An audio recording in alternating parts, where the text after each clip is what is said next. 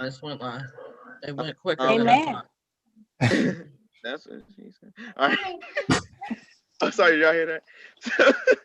uh, welcome to the conversation, everybody. Welcome to the conversation. We're gonna get everybody on here. The same group as last week. We're doing part two, talking about social media. But tonight we're talking about social media and mental health and the state of. We encourage you to join in. I'm gonna give the team here a moment to introduce themselves as we share the feed, so everyone can introduce yourself. Hey, I'm Briande. Hi, I'm Jordan. Hi, I'm Marcia. I'm Philip, everybody.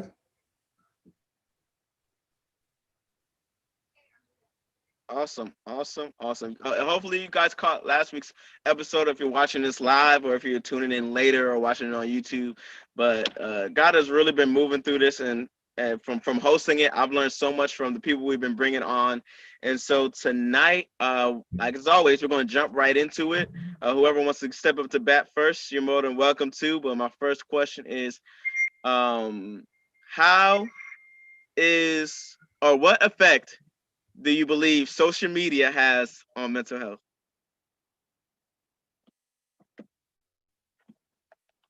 I guess I'll jump in. I think it's having a devastating effect on people's mental health. And unfortunately, I don't think people are really cognizant of how much of an effect it's having on them, either on themselves or on others, because it's really, really subtle. This effect of social media is really, really subtle.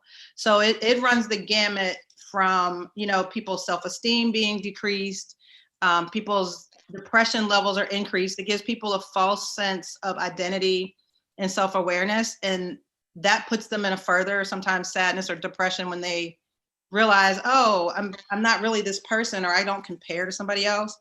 So yeah, it's having a really devastating effect. Social media is doing a number on people.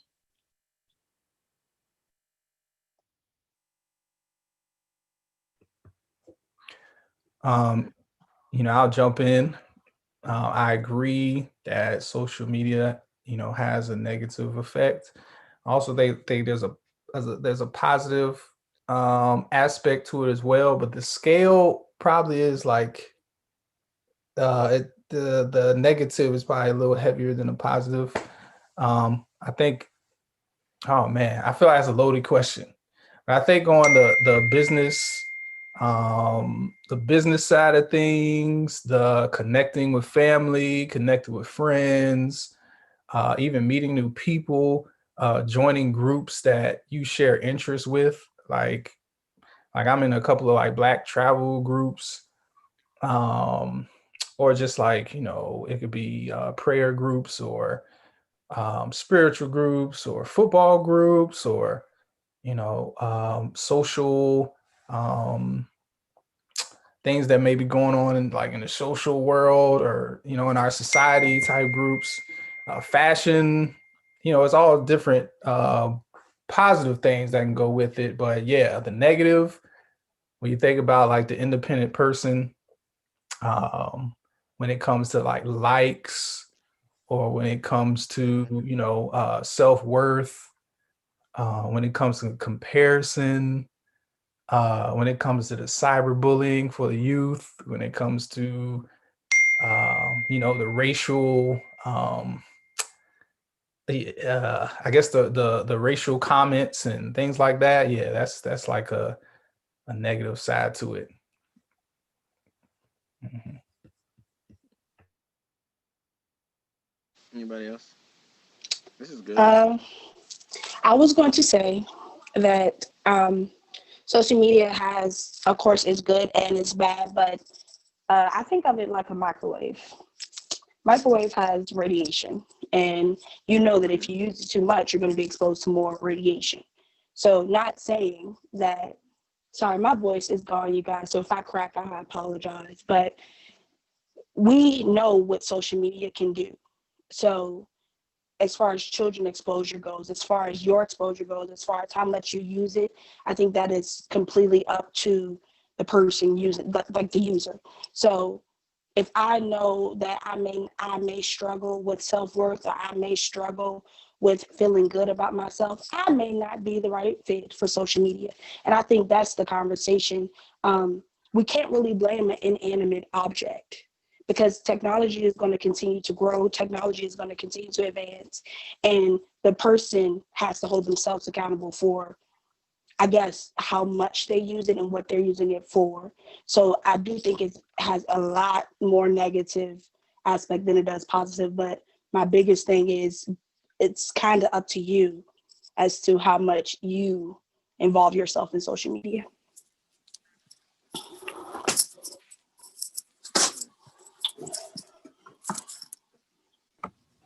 Yeah, I agree with everything that has been said. I definitely think, kind of like to what Marcia was saying, how it kind of blurs the lines of reality for some people. Like you can chase this perception, or you start chasing an illusion of what success may be.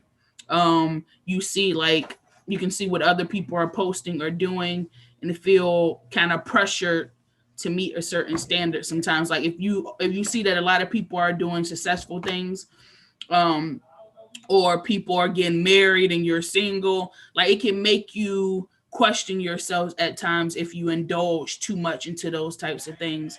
And like I think it was Philip that said, like, the comparison piece, like, the quote, comparison is the thief of joy. Once you compare yourself to people, it can be very dangerous for your self-esteem. Like Marcia was saying, it can make you feel inadequate. It can make you feel like you're not doing enough. And I think also sometimes it can make people approval addicts. Like you begin to seek approval, validation, acceptance, those types of things through social media. Like in your post, like sometimes, like if you don't get enough likes on a post, you may feel a type of way. Or if someone posts something and you post something similar and they get more likes than you, it's like, well, I said the same thing. So it can make you compare and just like chase things in unrealistic time frames, because I feel like it makes us rush our journeys when you see other people succeeding doing certain things sometimes. Did any of you guys see Social Dilemma on Netflix? Who saw it? You did? Oh, okay. I was gonna ask you a question relative to that, but some of my questions are from last conversation, but some of my questions are kind of stimulated from watching that. So you guys kind of touched on it like a little bit, but what would you say some of the biggest threats that are facing social media? Like Brianna kind of alluded to, like it affecting our children and their development. So like, where do you feel, you can pick more than one, but some of the biggest threats that we're facing with social media today? I think one of the things is the isolation factor and the distraction factor. So people of all ages, but particularly like younger people, are so distracted with their phones. And it has a tendency to cause them to be isolated, and they kind of withdraw. They'd rather be on their phone than be interacting with another human. So I think that's one thing that really a danger, or something that we need to pay attention to, is that isolation factor. And of course, like I said, just being distracted. Like people are on their phones constantly, but driving, right? Even just walking, people are on their phones, falling off of the sidewalk and running into stuff, just because they're so like focused on their phone. And I think those are some of the dangers. Of course, the way it affects your mental health, I mean, of course, it takes you down a different path. And that isolation leads to depression. It leads to, the continued feelings of inadequacy, because you're really just focused on the computer, on the phone, and you're not interacting with other people to kind of counteract what you're experiencing. So those are just some of the things.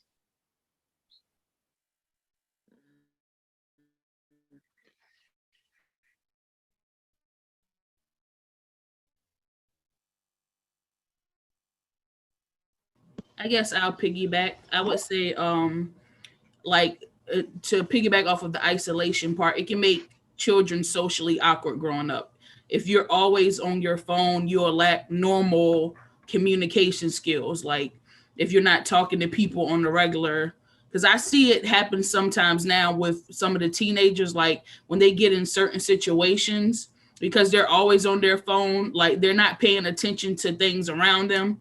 They're not effective with communicating in full sentences, like using emojis, memes, shorthand all the time. It's like, and also like I notice now kids, there it's this weird thing where they can spell what they want to watch on YouTube before they can actually like spell. Like I've seen kids that are like 2 and 3 years old go to YouTube and they know exactly how to put in like what they want to watch, but they can't spell. Like I've literally seen a child do this, but they don't know how to like do other things yet. But they know how to work apps on an iPad or on an iPhone. Like they know how to do those types of things.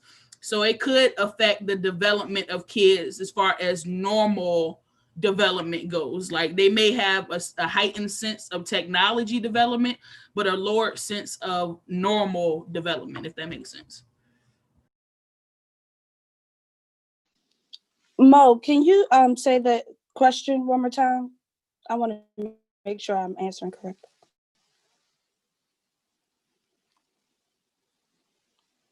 Is he gone? You're Yeah, you muted. bro. Can Sorry, I was just miming for y'all. But I was saying, what was some of the big? What do you think some of the biggest threats we are facing in regards to That's what I social thought. media? Yeah. Okay, the threats word is what triggered my answer, and I wanted to make sure that I heard that correctly. I think that we can't weed out Mm, stupid people. We can't weed out untrue things. We can't weed out mean people. We can't weed out dangerous people. Everybody has access to this tool. The biggest threat is the fact that mm, everybody has access to it, and everybody it's not they're not using it correctly. Ultimately, social media was there or created initially for social contact technology wise because we were entering the tech world.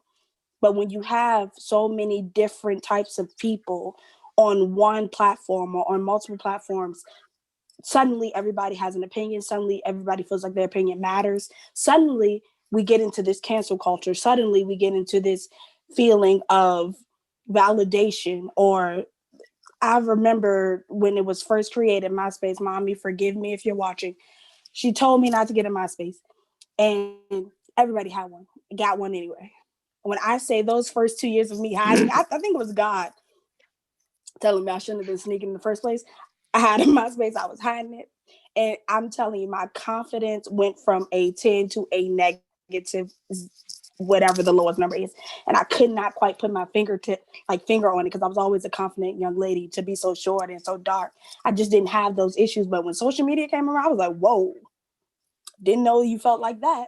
So it was one of those things where I think the biggest threat was everybody was on there. Everybody doesn't learn the same things. And for those reasons, social media can be extremely dangerous in the ways that were previously mentioned by Marcia and Jordan. Yeah. I mentioned self-worth, and I think that connects, with what was previously said, especially with the youth and that development age, that adolescent age where your peers are like vital to your everyday life. I feel like adults get to, I mean, hey, it affects adults too, but we get to a point where we're like, yeah, no more friends, no friend zone. I got my circle, but with yeah. adolescents, it's like, you're trying to create that circle. You're trying to fit in. You're trying to, and I mean, now, like it was said before, there's that awkwardness of social interaction. So you're going to school and it's like, okay, it's weird to interact with people here. So then, they may get bullied or may get picked on or not be the most popular person. Then they go home and then, they get on social media and, they might get DMs from people laughing at them, or people have took pictures at school and they're sharing it on social media. and it's just like a total like self-esteem, self-worth, like beats up your self-esteem, self-worth. And I feel like that ties into cyberbullying. I think that's, because we've had, well, I know I've heard or read of, the youth, just people have suicide over social media, over social cyberbullying, you know. Let me see. Yeah, I mean, the depression connected with it because of the self-worth piece. Yeah, and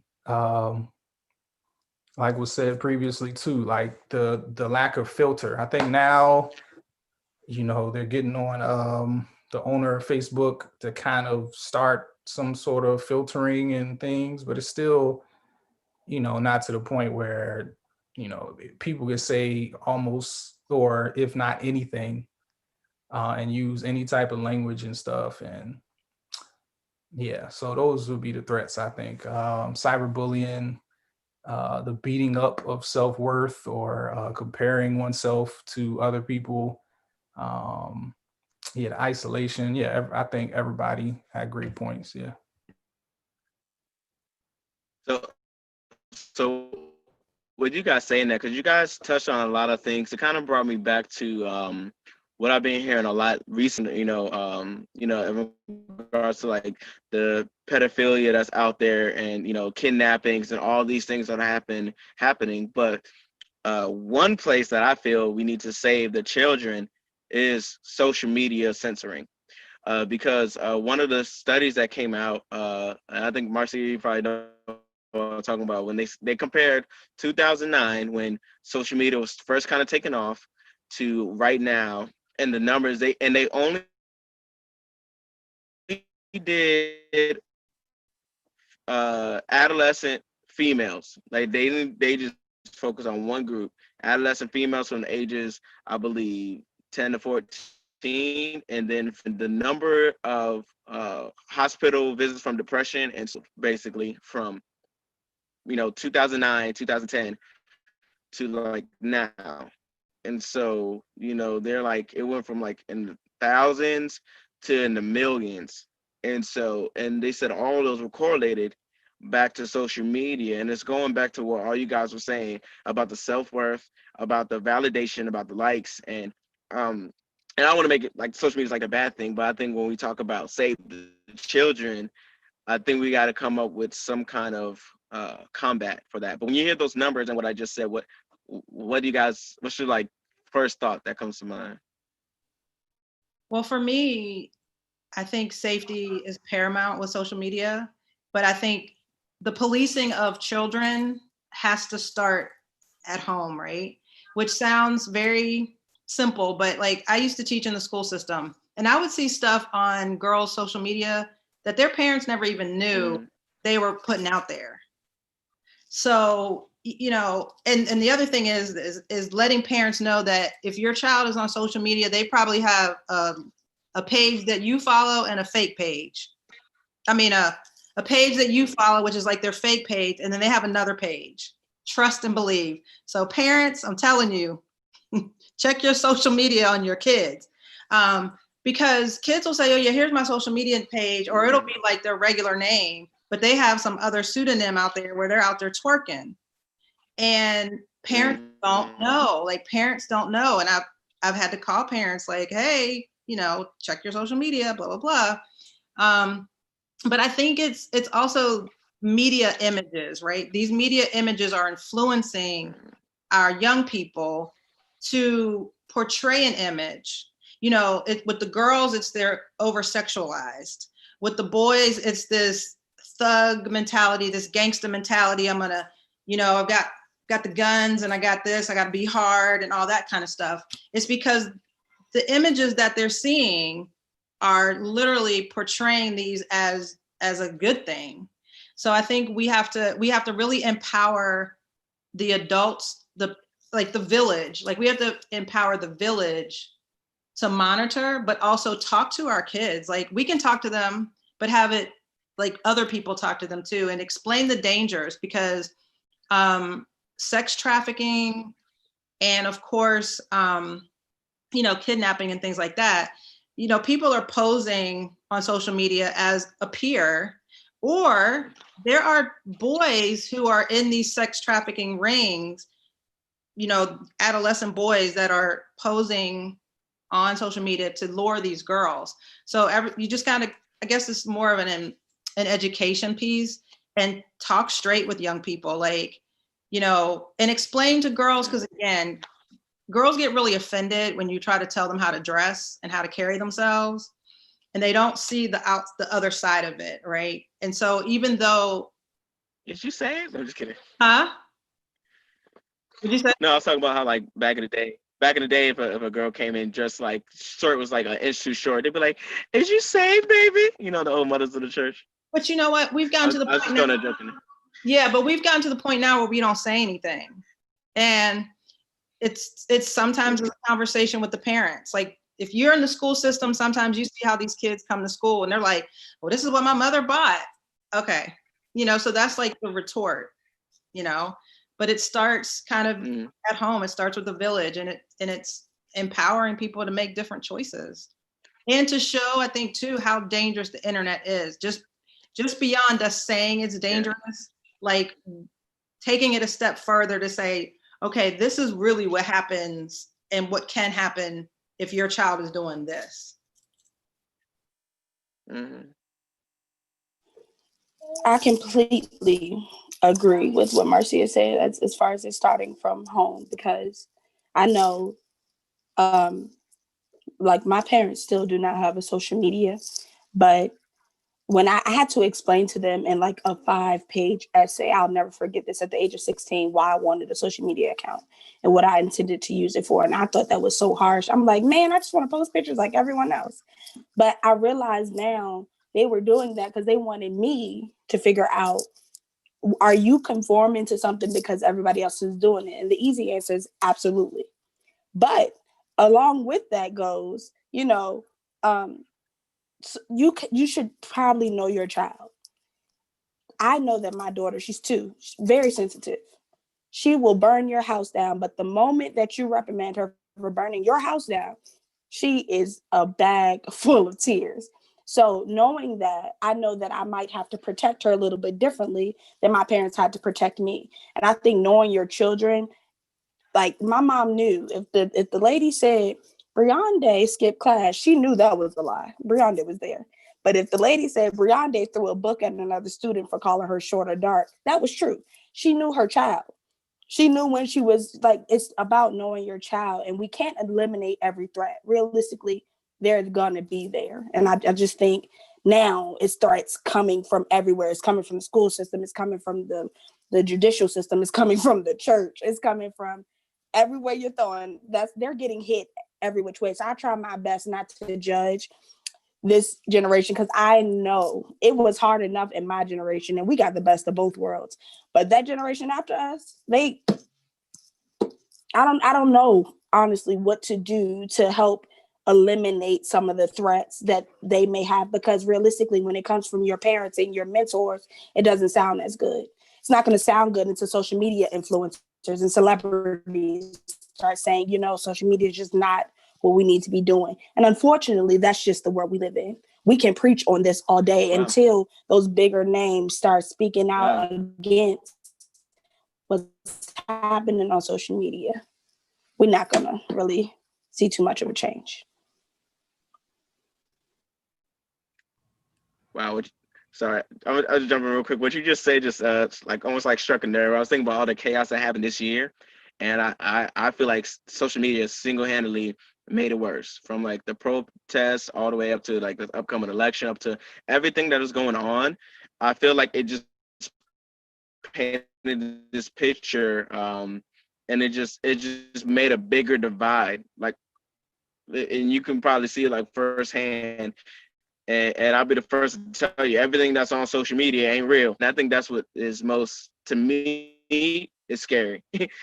Because it's like you want to impact the world, you want to change the world.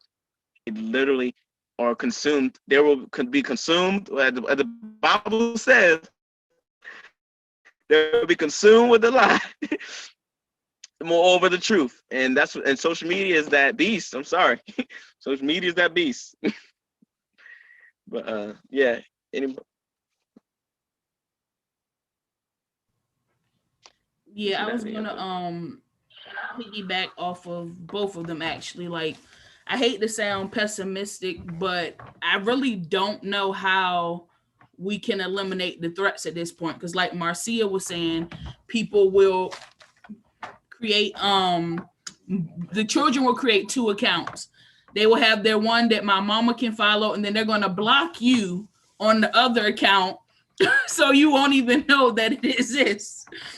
Or if you take their phone, they can go on the computer, they can go on the tablet, they can go get their friend's phone. Like, it's really the kids are finding ways around every single thing. Even if you think they don't have access to a phone, they have access through somebody's phone. Like, they always find a way. And I hate to be pessimistic, but it's like I really don't know what we can do to, unless social media disappears. Like, how are you going to really um handle it? Like, how can you really tell your kids, like, I'm not going to let you do this? Like, little kids, obviously you can control them. Once kids start getting into middle school, high school, like, kids will go, like, they'll get even, like, not even on social media, they'll dress one way from leaving home to going to school, and when they get to school, go in the bathroom and change. Like, sometimes your kids are living this double life, and if you aren't paying attention to them, your kids will be that's too out much here work. having you looking crazy. Like, you be defending them and they out here looking crazy. So I guess I really don't know what we can do to eliminate those threats. Yes, it's one of those tough things. It's one, because social media, if you see the effect that it has on adults, like, it affects adults negatively as well. Some people will post anything for attention online, period. Like, they'll act like they're dying. They'll do anything. Like, they're addicted to the attention at this point. Like, it's a serious issue on all levels. So if adults are mismanaging it and can't handle it, how can we expect the children to be able to handle it if we can't? That's just mine. I was gonna say, well, you made me want to ask a question for everyone. Oh, go ahead, Phil. You about to go? Go ahead. Just to make it short and sweet, let me see. I think initially when you had said the statistics and everything, and everybody, is giving their great points of view, I think exposure is the thing, because you had asked what comes to your mind, like when you heard, when you gave the statistics and everything. And I think exposure, and going back to when, not to make any of us feel um, like grandmas and grandpas, but when we were growing up, we were kind of in, we had the computers and, AIM and AOL chats. Yeah. So we were getting that exposure. We were getting, like, we were able to search websites. Black Planet.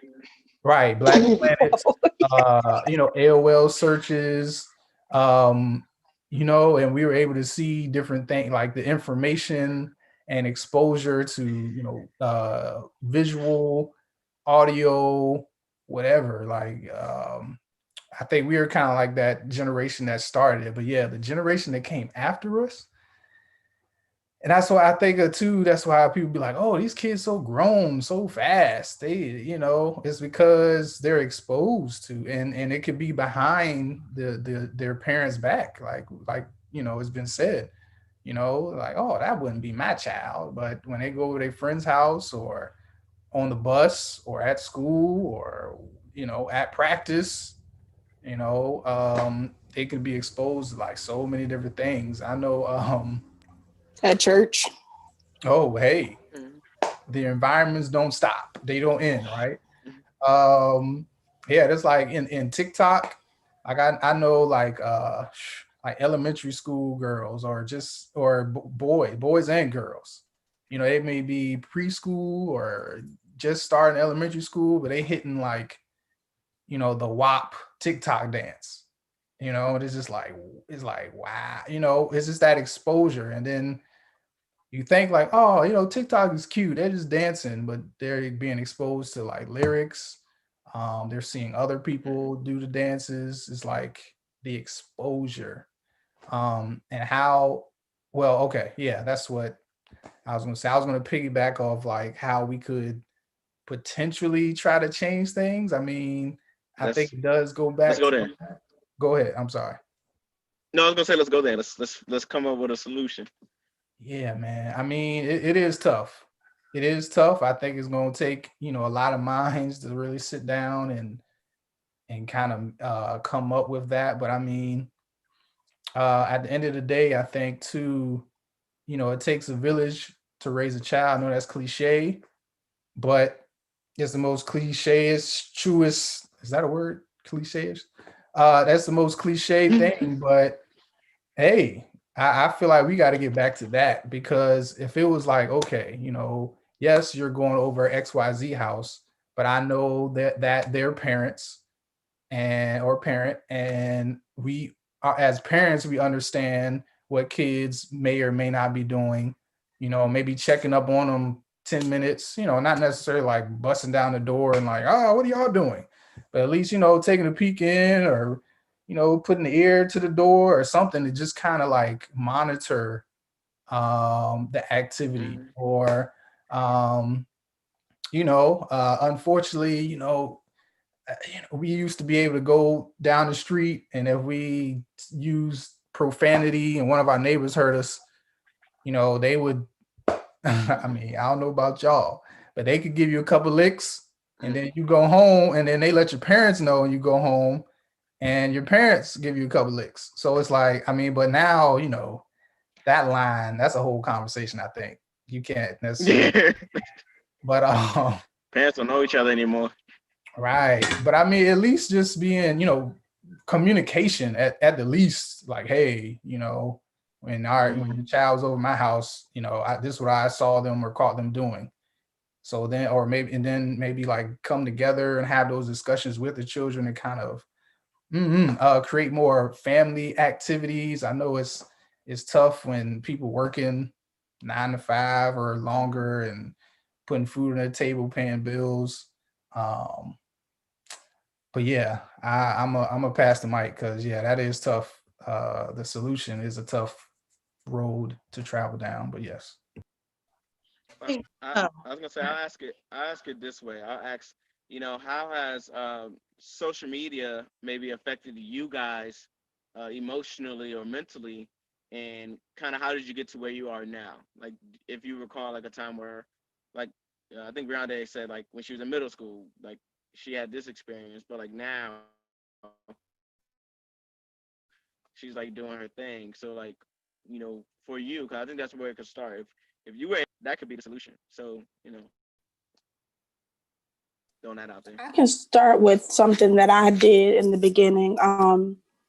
Well, of course, I was a child, and I think one thing that a lot of people forget is that children are they're not as developed as adults.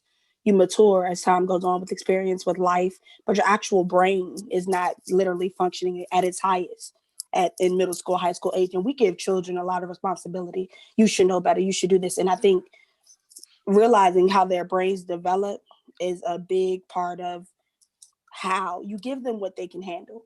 And for me, when my parents start to see my self esteem get lower and see me, I didn't want to wear sleeveless things. I didn't want to do certain things anymore.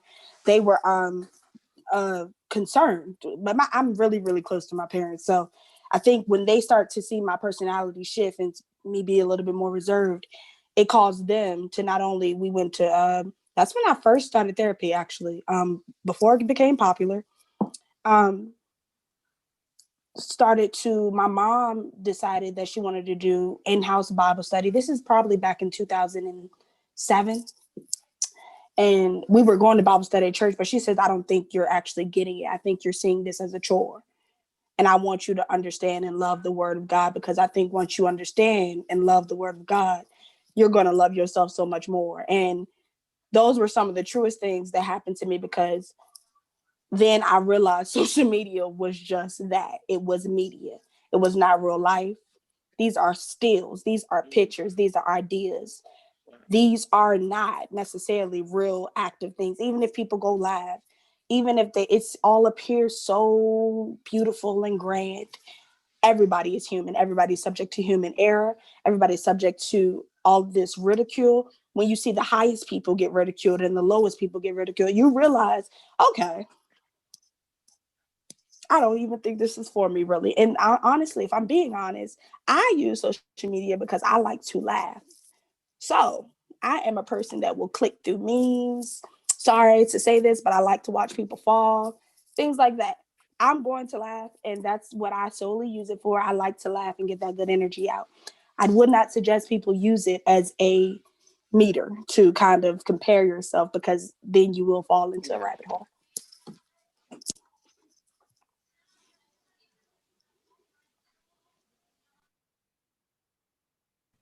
Can you ask that question one more time? I was asking like how has maybe like at some time in your life social media has affected you mentally or emotionally, and how'd you overcome? Like how'd you change that or come out of it? I think like early on, especially MySpace days when you had that top eight, and if somebody you thought you was cool with and then put you in the top eight, that thing could hurt your self esteem. But no, I think through the years, like if you check your Facebook memories and you can go back and see like something you may have posted 10 years ago, I'd be like, I used to really be stupid on Oh my social, God. like I used to tell all my business, like I don't know what I was talking about. So I think like just with maturity in real life in general, you start to see what to share, for one, how open you should be with people, how you shouldn't be so trusting with all of your personal life and information. You'll also see how, just to gauge what to share and what not to share, whether it be good or bad. Some things you shouldn't share prematurely. Some things you shouldn't share just because you shouldn't share them. Like everything, I think that's my biggest lesson. Everything should not be posted on social media. You need to have a certain level of privacy in your life, and I think that's what'll keep you level headed. Bingo. Because once you start to share everything, you open that door for people to give opinions and to examine what you're doing every single move. Like I think we said it last week, how Wow. everybody shows your social media to like somebody that's not on social media sees your social media.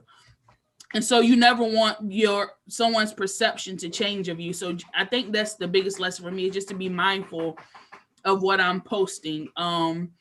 And also I think that my self-esteem has gotten better on social media. Like Brianna said, like before when I was younger, like if you see all these images, I think Marcia was talking about imagery. If you see all these images of women that look a certain way, the American standard of beauty, and how they plaster that, like the Kardashians and all of those video vixen models all over the internet, it can definitely affect your self-esteem.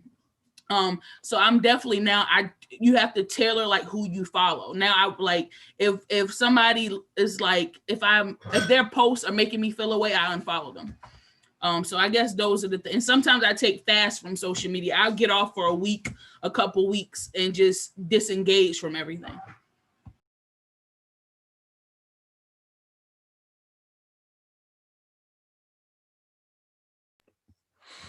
Yeah. I mean, I was trying to think of answer for myself. Like when the internet came out, yeah, like I said earlier, like AOL chats and AIM, but I wasn't a face. I mean a MySpacer. I wasn't on MySpace. I knew about it. I knew people using it. I think I started one. And I was like, oh, this is corny, and I wasn't one who used MySpace. I got on Black Planet though, and I messed around with it, but I wasn't really into it. I was like one of those people. Um, I used the internet. I used to do like uh I used to do role playing. Like, oh, okay, let me break that down. So I used to like wrestling. So there used to be like people would create websites where you could, you could be a wrestler, right? And you would role play. I don't know if anybody watches like WWE or WCW, that's old school, but Mhm. they would come out and do promos. So you would actually create promos.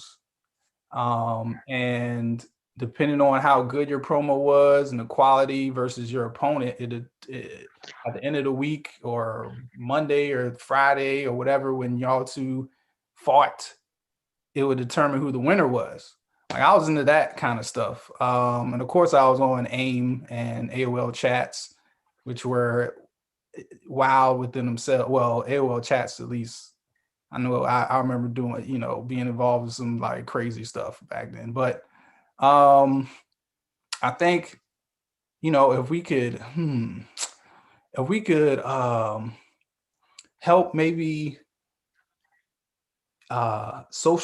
help the youth or the people in general, whatever, kind of use social media as a productive or a where you or find your interest and you use it to either build a craft or to exercise your interest or to maybe create now I like using Canva, and that's just because it gives me the ability to Oh create, yeah, that's nice. make cool stuff. And, I think, and then to share what I created on social media, I guess it's kind of like what people do with memes. But let me see. Yeah. Of course there are times when I've been sucked into social media, like emotionally, or like, oh, I like that girl, but she got the in the relationship status update. I'm like, oh man, so you take those blows and stuff like that. But yeah, like what was said before, just being able to separate like reality or like the real world, like we are, living, breathing humans who have to interact with other humans, sooner or later, versus like the social media fantasy where you can create, personas, and you can get away from uh Mhm. real life issues. I think just being able to separate, like, okay, social media is exactly that. I think that was said earlier, just is exactly that. This, I can get on, hi, I need a laugh, get off, or I can get on, hey cousin, how was your day, love you, talk to you later, you know um or some people use it for news or whatever. But and I feel like the news and information is a whole nother topic. But Yeah, that's a whole nother. right. But yeah, I'll stop there. Mhm. I was gonna say for me, I think you guys kind of touched on it. I think if we could somehow like maybe start a campaign that says like keep it social, because if you just for interacting, one of the bad things, as I think Jordan alluded to earlier, some people share their privacy, and I think that's what became a problem. They shared when people share too much private stuff, that could be toxic for your mental health. Sharing your private things and get mad when people join in on it. And for me, I I felt like when I really started seeking God was around like when I really had my 180 change to the Lord was around like 2011. And so that's when like social media kind of changed. So before it was like you just get on chat, Twitter, MySpace, when then Facebook started becoming popular, and you were just getting on there just to socialize and have a good time and just say whatever you wanted. But like it kind of shifted to where now there's like a quote I saw and it said, uh, when in regards to social media, if you're not selling the product, you are the product. And so, and that's real. So if you're not selling the product, you are the product. So if you're not promoting, your Canva, your business, or anything, everything you're seeing is being fed to you. And once you realize that, and I had to realize that, because he even said like, if you ever notice, if you're for like one thing, all the people on your timeline seem to support what you believe. But every now and again, you'll get some opposition. That's, and they said that's been like strategically formatted in social media. So but for me, what I had to do, I had to take a break and fast from social media, because and it kind of helped me grow my ministry. Because before I was like, Jesus, Jesus, Jesus, Jesus, Jesus, this is wrong, that is wrong, this is not of God, that's not of God, scripture, scripture, scripture, scripture. And so then I was like, maybe that's not working. And the people was like, why you always got to say this? Why you always coming this way? And I was like, well, let me take a step back. And now, I was like, let me get it back to being social, So now I be kind of like Phil, I'll be doing kind of like, if y'all even see Phil's post, we kind of just throw questions out there like, what is your concept of like the Bible? Or what do you think about love? Or how's your day going so far? And just throw like little kind of things to start conversation and getting back to making it social. I started to see a difference in that. And for me, I had to realize it's a, kind of like Brianna was saying, even there's some, I don't want to say skepticism, but there's some lag when like living, like everything is not all that what it seems. Like I got this drape here and, put this nice button on, but I was just, digging in some concrete and, was able to change in and, I did some yard work before I ran inside, but you couldn't tell that because, I cleaned up pretty nice. But so it just looked the part. I'm wearing shorts under this, you know what I'm saying? That's what you get with social media.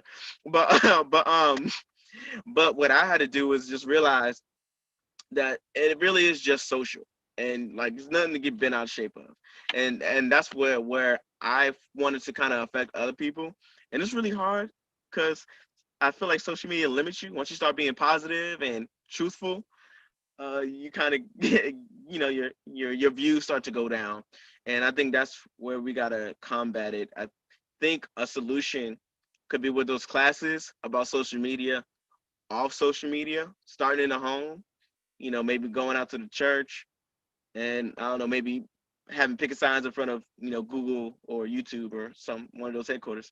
I don't know. But let's see here if I have any last question. If you guys have any last closing thoughts or remarks or anything you guys want to share? Oh, or something positive. Let's leave on a positive note. What is some good things about social media for mental health? I mean, I think there are some positive things on social media. I think we've highlighted probably more of the negative, but I think you have to filter through to find the positive, and you have to really be mindful of what you're liking and what you're allowing on your page. So it's more of self-control, really, of how we can filter and have more positive images. Because for those of us who watch The Social Dilemma, you know that they're flooding us with all of these things, and it's like really subconscious reprogramming of our mind, right? So it's beyond us, but we have to be more intentional about our screen time, what we're watching, what we're clicking on, and really kind of like what Jordan was saying, be mindful of who you're accepting friend requests from and who you're following. And if it doesn't make you feel good, then stop following them. So just more self-awareness, self-advocacy, and just being mindful of what you're clicking on and what you're paying attention to. I agree with Marcia. I think one of the good things though is also the connectability, especially across for church people across the kingdom. Like if you go to a conference or something, you may meet someone in another state, and social media allows you to stay in connection with them and build with them. Because I know it's a few people out of state that I've really gotten to know a little better through social media. And then we've gotten to build a relationship off of social media. So I think that in connecting you with family that may not live close to you, and like I think Phil was saying earlier about the groups, like groups with people with similar interests, you can learn a lot of things from social media and from other people in that way. And if in like ministry pages, you can get encouragement, good sermons, Bible quotes, scripture, whatever stuff like that. I think that's the main positive. It's just getting a little encouragement, education, and then like Brianne was saying, you get a good laugh every once in a while. Like somebody will post something funny, you might be having a bad day. I think those are the good things, and just connecting with different people that you may not have been able to connect. Like all of us up here, none of us live close to each other, but yet through social media, through Zoom, we're able to all connect up here. I probably would have never met Philip and Marcia if not for this platform. So I think that's another positive as well. Nice.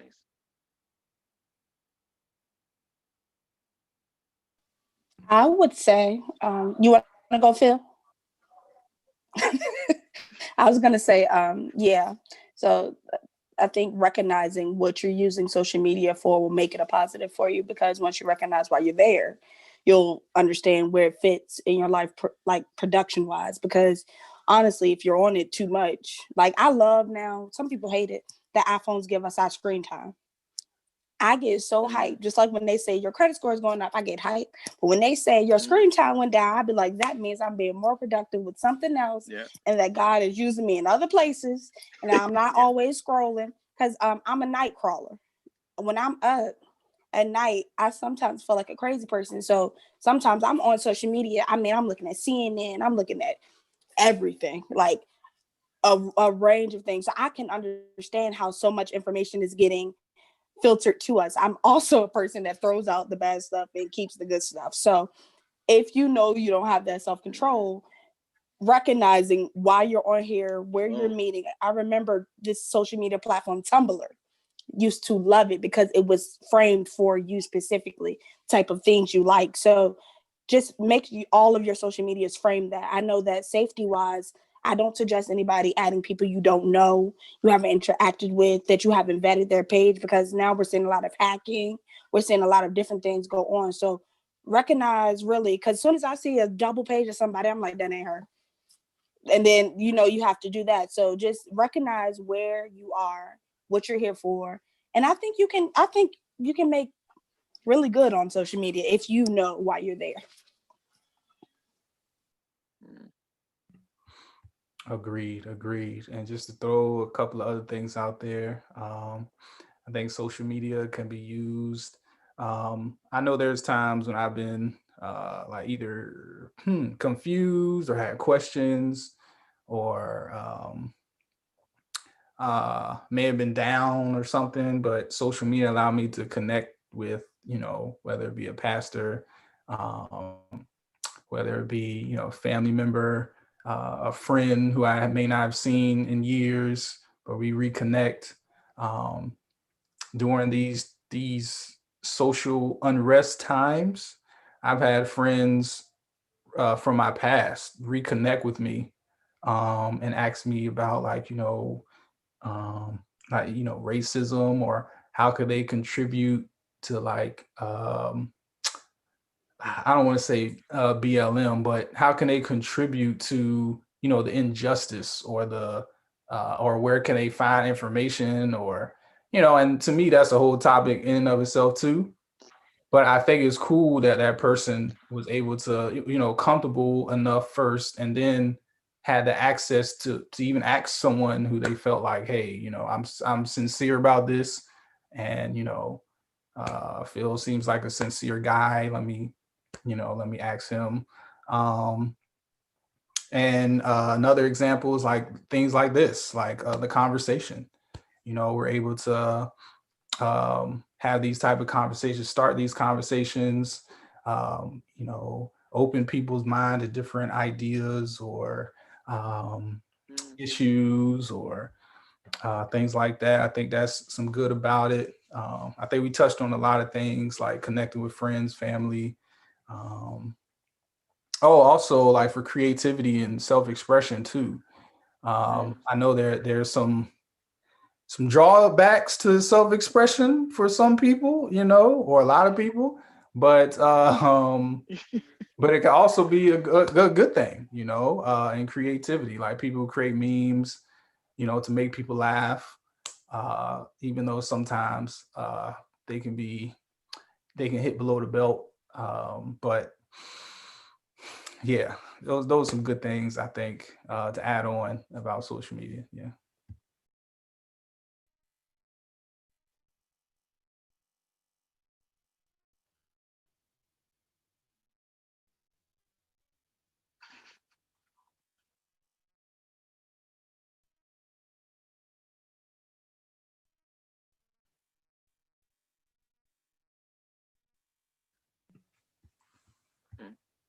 Okay. Well, we all know that the internet is undefeated. There we go. He's back. In closing on it, I also going in on tonight. Thank you guys for sharing.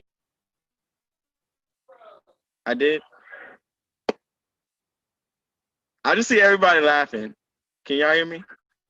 I'm here.